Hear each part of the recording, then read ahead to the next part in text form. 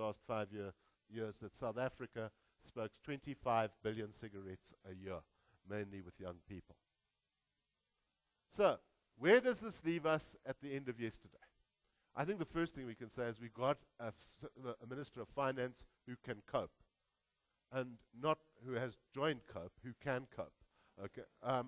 Now, that is a tremendously important thing. I cannot think of another person in South Africa who could have done what Prof Gordhan did yesterday afternoon.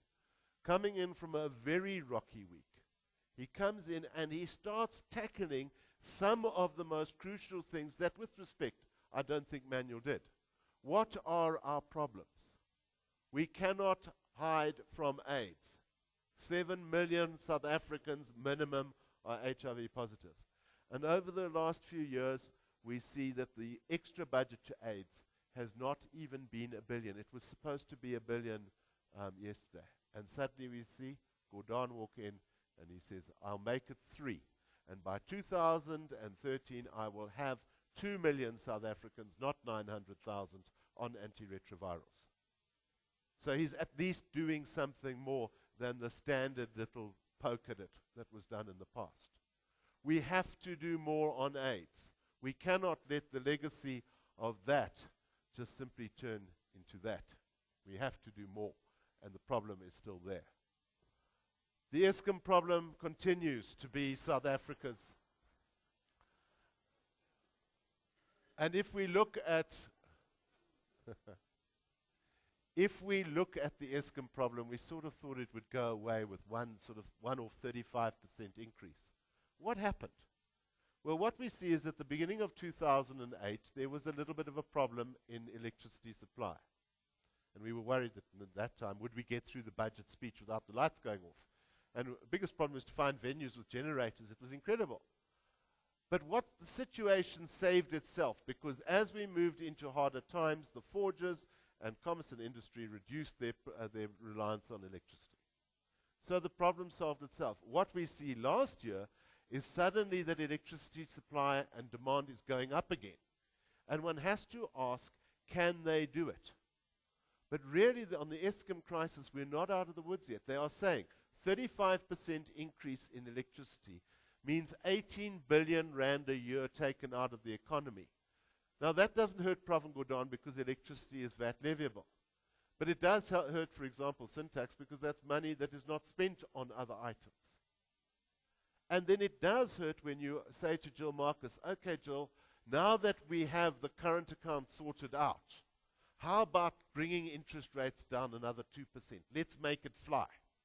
And Jill says, no. And you say, why not? She says, because we are still staying in the inflation target of 3 to 6%, and therefore with Eskom pushing up rates at 35%, we are above our current inflation target, therefore no reduction in interest rates.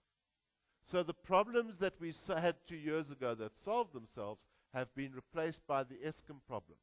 What is interesting yesterday afternoon is, one is Eskom was never mentioned.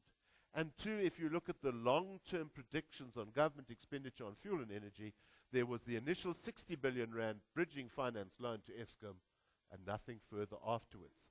So we are playing captain, you're on your own with Eskom, and one wonders how we are going to solve this problem. I think that the real thing holding back our economy at the moment, we are totally underestimating the effect of Eskom. And the next one is the issue of unemployment.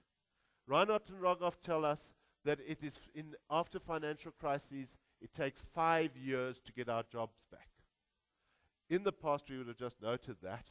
What Prof Gordhan said yesterday afternoon, we're going for a wage subsidy. We're not going to pretend that it doesn't exist, and this year we will get through that wage subsidy. So one of the last items, the most negative aspect of a credit crunch, at least there is hope at the end of the tunnel that we're actually going to deal with that. And then the final problem that you have is that business confidence is still at a very low level. And why is that? Because the consumer has still not yet got back into the mall. We're still not at those heady days when we went to the mall at 9 o'clock in the morning and we came back at 9 o'clock at night having bought a plot at the coast, a new car, and a new suit. Those days are gone. You go to the malls now, they say traffic's down a third, and we have to clean our windows twice a day because of all the window shopping. Why is this? Why won't the consumer come back? And of course, this is because of the National Credit Act. What we have is the consumer remains broke, going up from spending 50% of his salary on repaying debt in 2002, topping out at close to 85%. And we see that in the last 2 years, in spite of high interest rates, National Credit Act and everything else, the consumer still remains as broke as two short planks, and only Kanye is interested in a Lamborghini. While all of that is going on, your VAT collections are going to remain low, and your target of an extra 57 billion rand that is inherent to this year's budget is a long, long way away. We've got to get the consumer out there. I don't know whether we don't rewrite the anti-avoidance provisions of the Act and say, you will go to the mall on Saturday mornings. I don't know what we're going to do about that, but there are some problems. Personal savings also evaporated. We are finding that South Africans are still digging up the family silver just to make ends meet, hoping that we're going to come right. And this is why it is so important to have another 2 points of the interest rate. Okay, that would be super, but of course Eskom stands in the way of doing that. But actually, all of those things are solvable. There's been something else that I'd like to finish with today, something else that's bugging Gilbert Grape. What is it about our lives that has changed in the last 3 years? And I thought long and hard about it, and, what could we finish off on today? And it's to say, well, the first 28 years of my life were pretty hairy stuff. In fact, if it had been in America, we would have been in trauma counseling for the rest of our lives. We're not proud of it. And we see the creeps that were around and that we've all had to live with. And they're a pretty spooky lot that have really stuffed it all up. And as J.D. Salinger wrote at the end of The Catcher in the Rye, we just mustn't talk about them in case we start missing them again. And we've moved on from that. And we've moved on to some amazing animals that came along and just emerged and did fantastic things. And when I was at school, there was this picture. Who was this guy? And suddenly, 20 years ago, sitting in SARS, we get this magnificent picture, the start of a magnificent time. And I think for all of us, we loved this stuff.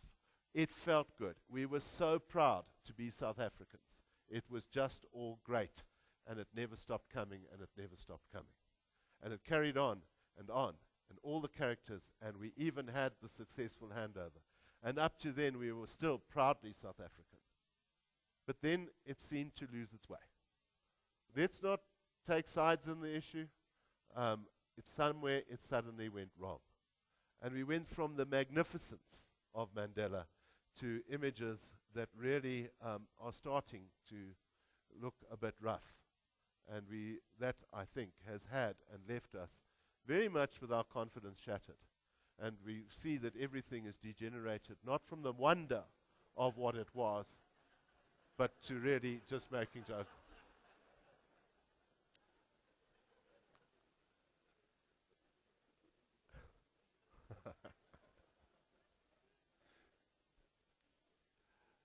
And that's what made it, because when we got to the presidential address, and I always watched do you know a mouse has just run across the floor? That's a refund, John. We saw a mouse.